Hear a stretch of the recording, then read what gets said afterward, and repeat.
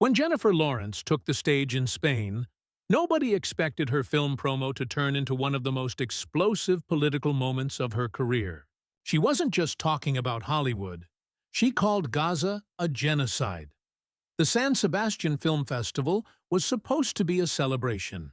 Jennifer Lawrence was there to promote her new film and accept one of the industry's most prestigious awards.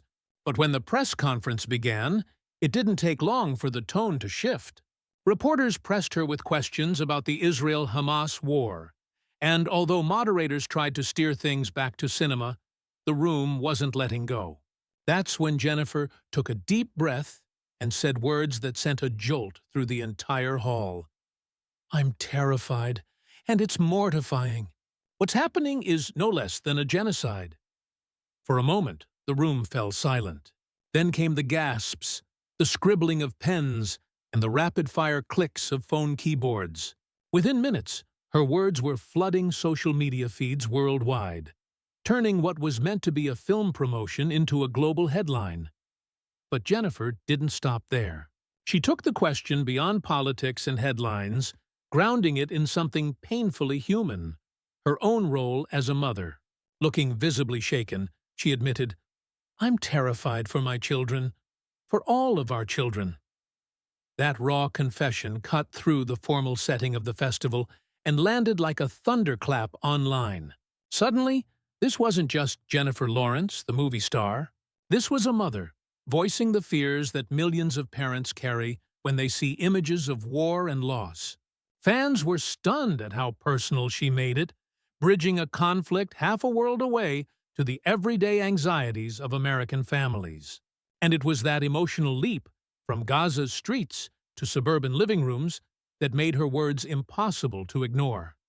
Then, with barely a pause, Jennifer shifted the spotlight back home.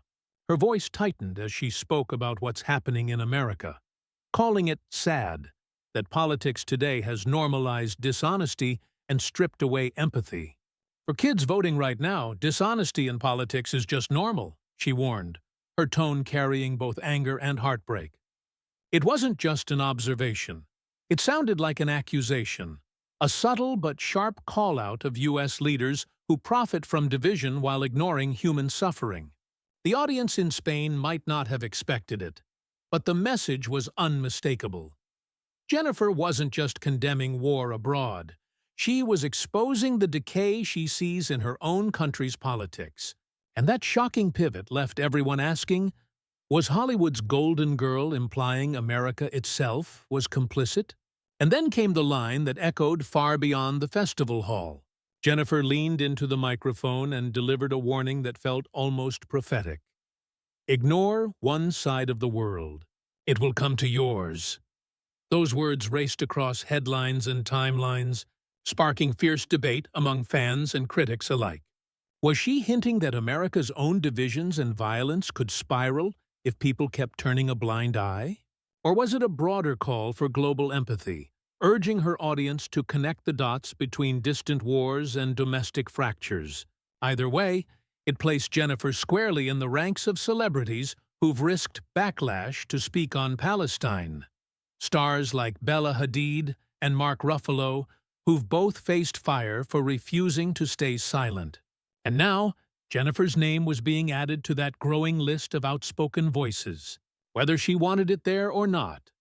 But just as quickly as she made headlines, Jennifer reminded everyone of the limits of her influence. With a sigh, she confessed, "I wish there was something I could say or do to fix it." It was a rare moment of vulnerability, one that exposed her own frustration at being asked to carry the weight of global crises. She admitted that every word she utters risks being twisted into fuel for rhetoric, rather than a call for peace. That honesty resonated with many, because in that moment, Jennifer Lawrence wasn't the untouchable movie star. She was simply a person acknowledging the helplessness of trying to make change from a podium meant for film promotion. And it was that admission, stripped of glamour, that may have been her most powerful statement yet. Still, Jennifer didn't leave the stage on despair. She closed her remarks with a plea for something bigger than politics. Empathy. We are all connected, "We all deserve empathy and freedom," she said, her voice carrying more like a promise than a statement. Those words were instantly clipped, reposted, and dissected across social media. Some praised her bravery, hailing her as one of the few A-list stars willing to speak truth to power. Others blasted her, accusing her of stepping into territory too volatile for Hollywood. Hashtags tied to her speech trended within hours, with one side celebrating her courage, while the other warned her career could suffer. But whether praised or criticized, Jennifer had already done what few actors dare. She turned a red carpet festival moment into a global conversation about justice and humanity. Ironically, Jennifer's words about fear, children, and the weight of life's pressures tied directly back to the role she was in Spain to promote. Die, My Love is a film that dives into the unraveling of a young mother as marriage, motherhood, and domestic life begin to crush her sanity.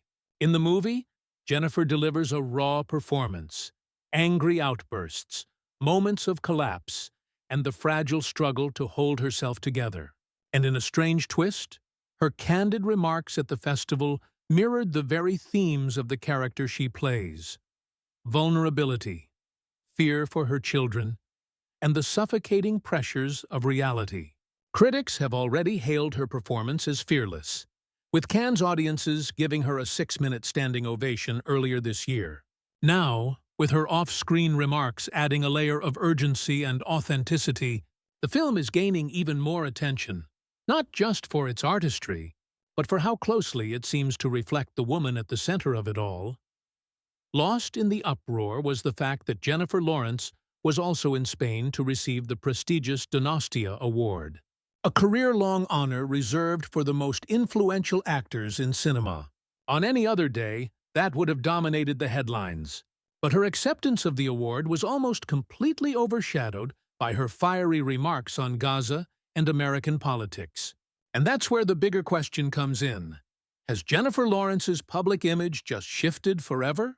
For years, she's been known as Hollywood's relatable star, the down-to-earth actress who tripped at the Oscars and laughed it off. But now, fans and critics alike are asking if this moment marks her transformation into something far riskier, an outspoken activist unafraid to collide with politics head-on. Rumors are already circulating. Could this cost her roles? Or will it elevate her as a voice that Hollywood desperately needs? Either way, one thing is certain. This festival will be remembered not for the award, but for the moment Jennifer Lawrence chose to speak when silence would have been safer. In the end, what was meant to be a film festival press stop became one of the most defining moments of Jennifer Lawrence's career. She didn't just promote her movie. She risked her reputation to call out what she sees as genocide, to demand empathy, and to question the integrity of American politics.